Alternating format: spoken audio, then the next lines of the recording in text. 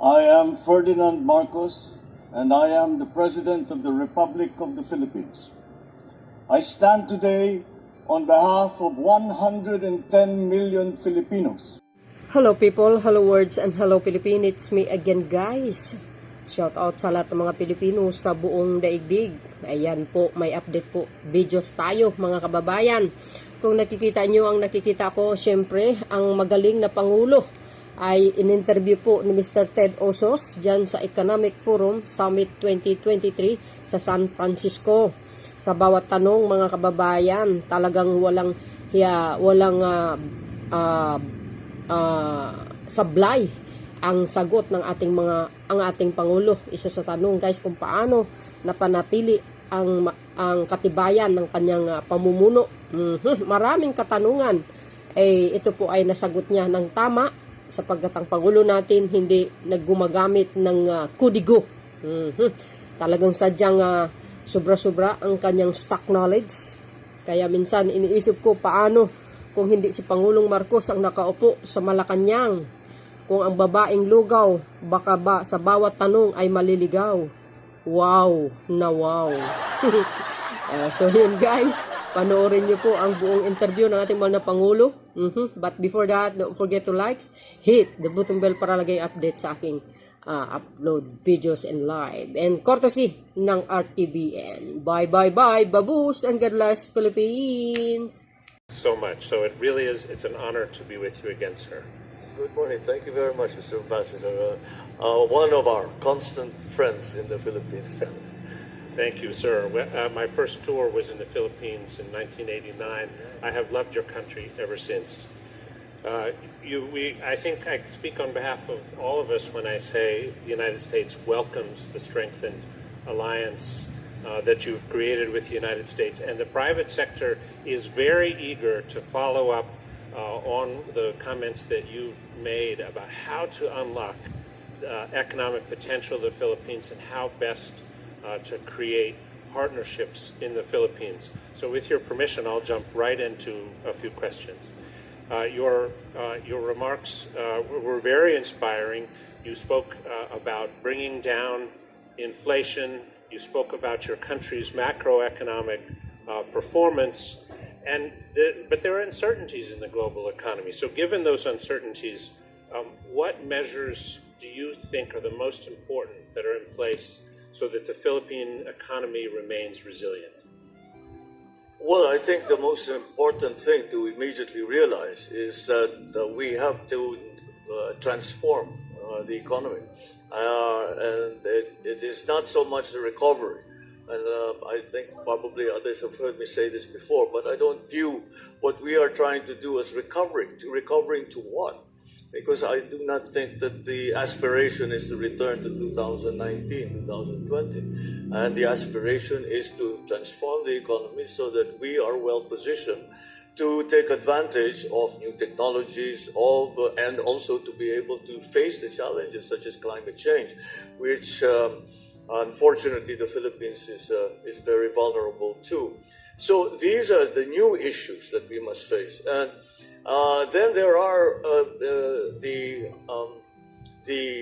shall we say more expected issues that come about with the digital era coming into our workplaces, into our homes, into basically everything we do, and that presents great opportunities in my view.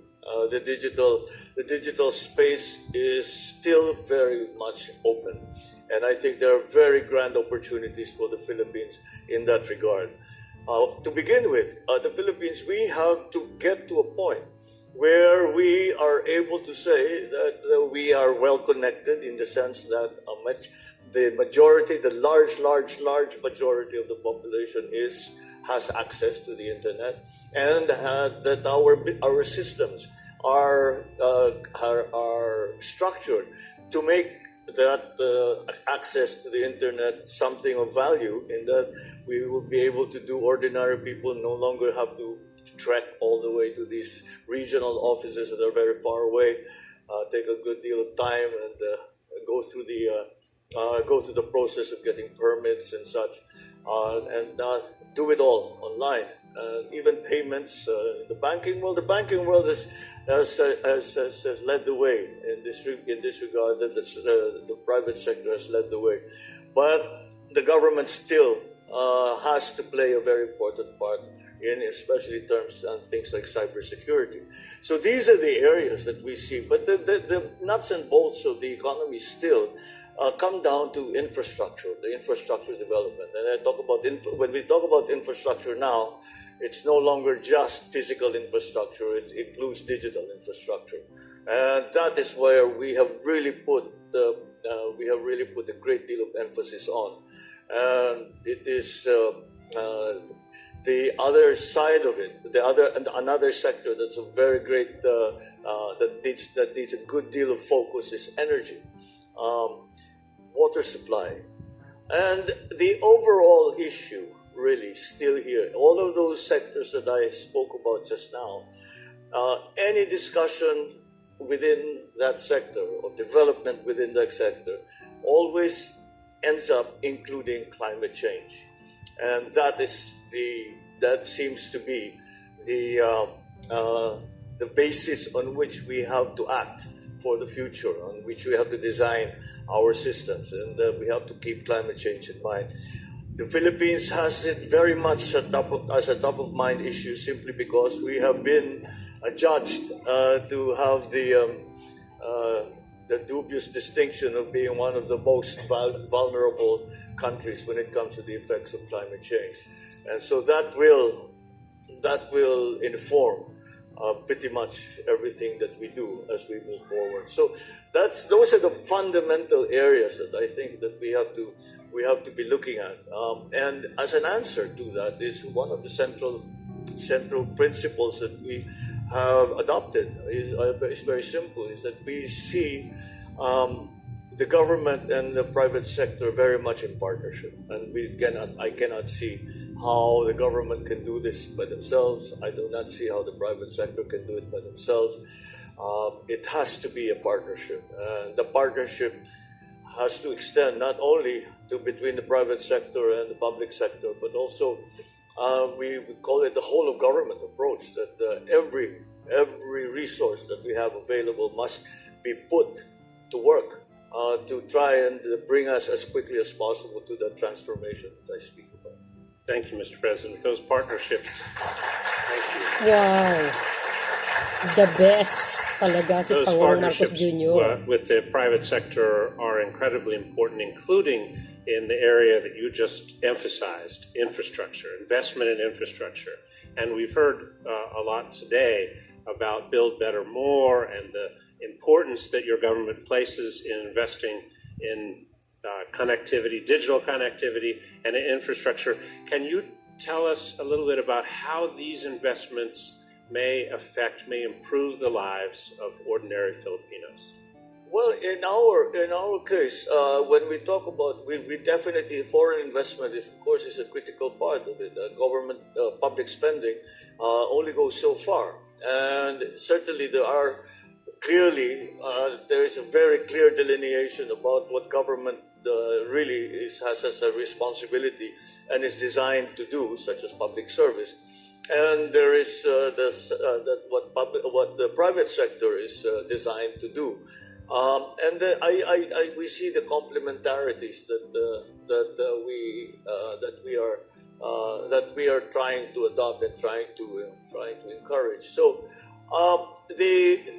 the opening of areas, for example, just when we talk about infrastructure, let me start with digital infrastructure. Just for a place, a school, for example, or a village, to suddenly today, as opposed to yesterday, have connectivity and are able to go on the internet, the immediate improvement in all areas, in terms of the efficiency of the local government, in terms of the currency of the lessons that are being taught to children in school, in terms of the convenience of financial transactions being done over the internet, immediately increases the productivity of a person. And that is really what we are going for, because when we look to successful economies that have had to pick themselves up after war, for example, and COVID was a kind of a war, so we have to pick ourselves up from that.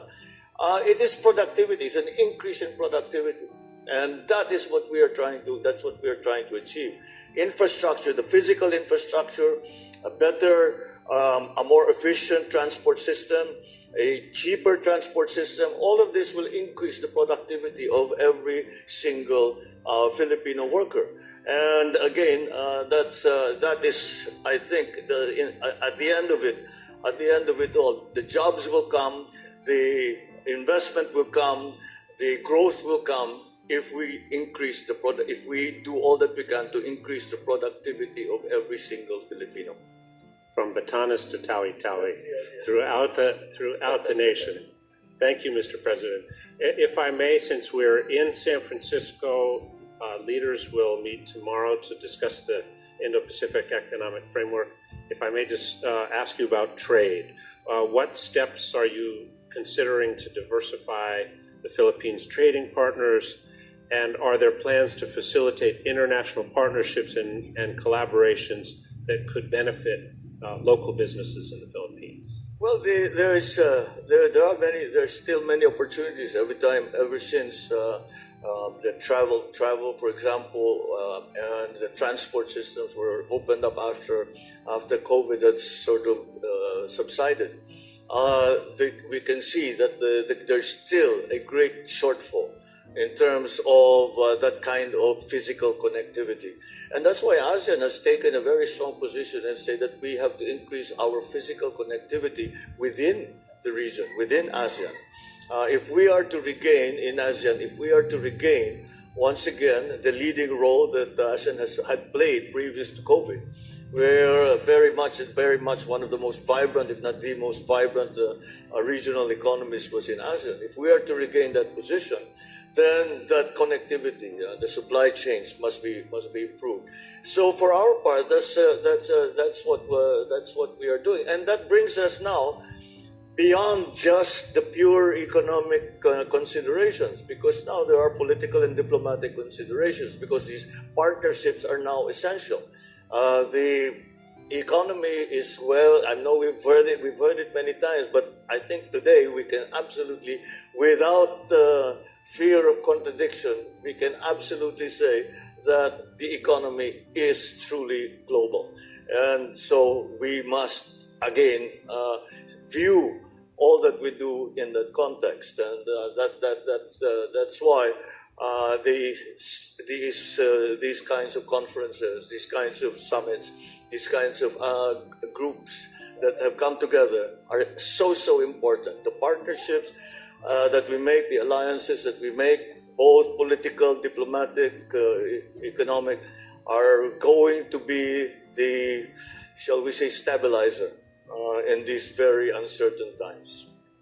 Thanks to your leadership, Mr. President. And I've been told that I must wrap it up. I want to ask you more questions, but I understand your time is very precious. You have a lot to do while you're here in San Francisco. Maraming salamat, Mr. President. Thank you so much. Thank you very much.